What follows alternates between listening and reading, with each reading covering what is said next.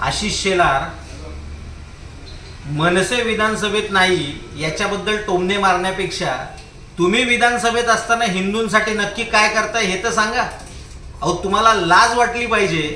स्वतःला हिंदुत्ववादी सरकार म्हणता आणि तुम्ही असताना, हिंदू असताना विधानसभेत हिंदूंची मंदिरं धोक्यात, हिंदूंच्या परंपरा धोक्यात, हिंदूंचे सण धोक्यात, हिंदूंच्या वक्फ बोर्डाच्या नावाखाली जमिनी धोक्यात, वक्फ बोर्डाने हिंदूंची गावं धोक्यात आणलेली आहेत, हिंदूंचे जीव धोक्यात, लव जिहादच्या नावाखाली हिंदूंच्या मुली धोक्यामध्ये, म्हणजे हिंदू संपूर्ण तुम्ही धोक्यात आणलेला असताना तुम्हाला लाज नाही वाटत का हो विधानसभेमध्ये कोण आहे कोण नाही याबद्दल प्रश्न विचारायला? राजसाहेबांवरती बोलण्याएवढी गुलाबराव पाटीलची अवकात आहे का? शिंदेंच्या तमाशातला नाचा येतो, नाचा.